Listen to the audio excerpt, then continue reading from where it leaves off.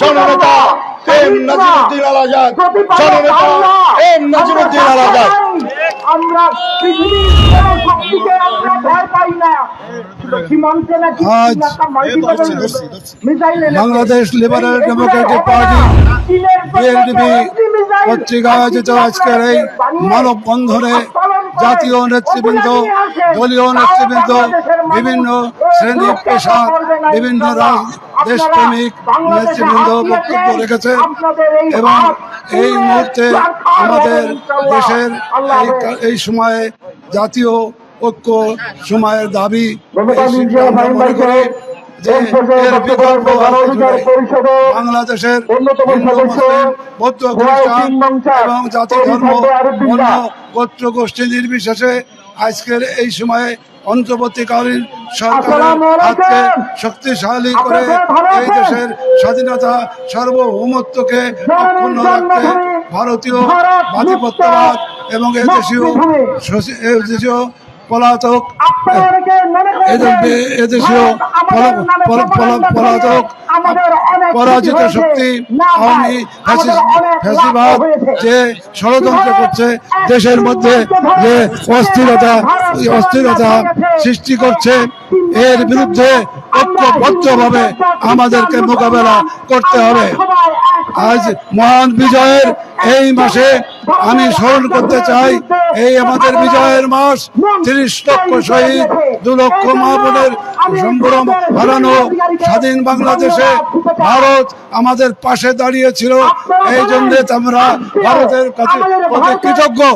আর ভারত আমাদের প্রতি যদি কর্তৃত্ববাদী কোন সরকারকে আবার প্রতিষ্ঠা করতে চায়, প্রতিটি স্বৈরাচারকে যদি আনতে চায়, আমরা বাংলাদেশের 18 কোটি মানুষ তা বরদাস্ত করব না।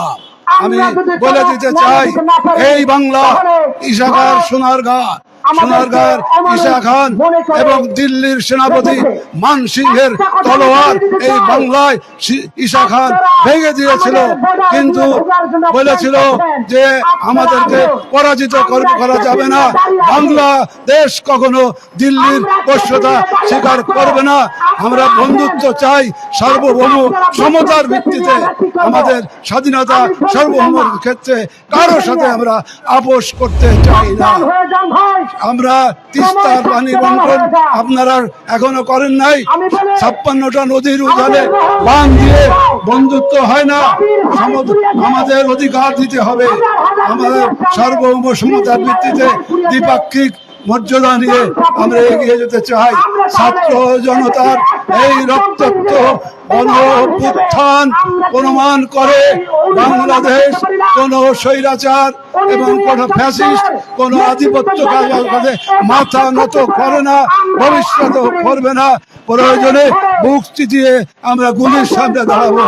আগামী এই অন্তর্বর্তী সরকারের প্রধানের প্রতি আস্থা রেখে বলতে চাই, দেশের যে সংস্কার আপনি হাতে নিয়েছেন, সংস্কার করেন এবং নির্বাচনের ব্যাপারে একটি অবাধ সুষ্ঠু নির্বাচন যাতে হয় সে ব্যাপারে পদক্ষেপ নেন।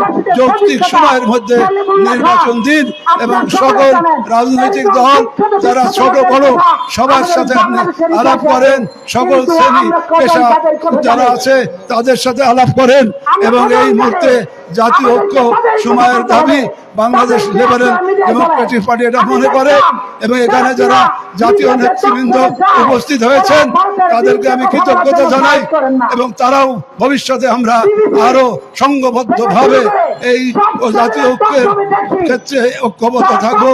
আমাদের রাজনৈতিক চিন্তা চেতনায় মতভেদ থাকতে পারে, থাকবে, কিন্তু দেশের স্বাধীনতা সার্বভৌমত্বের ব্যাপারে আমরা ঐক্যবদ্ধ।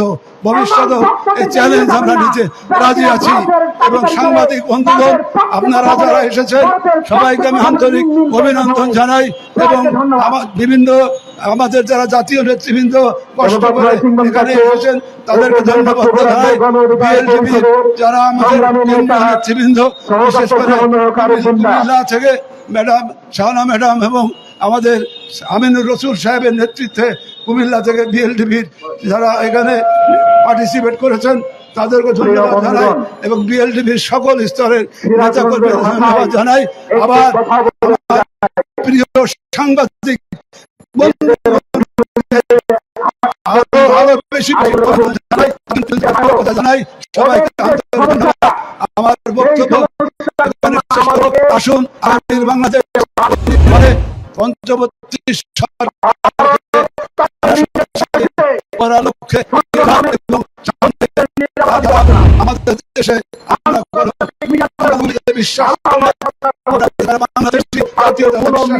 বাংলাদেশি হিন্দু মুসলিম বৌদ্ধ খ্রিস্টান আমাদের সর্বোপরি আমরা বাংলাদেশি আমাদের স্বাধীনতা সার্বভৌমত্বের ক্ষেত্রে কারোর সাথে আপোষ নয়, ঐক্যবদ্ধভাবে আমরা আমাদের মহান স্বাধীনতাকে রক্ষায় এগিয়ে যাবো। সবাইকে ধন্যবাদ। আসসালামু আলাইকুম ওয়া রাহমাতুল্লাহ।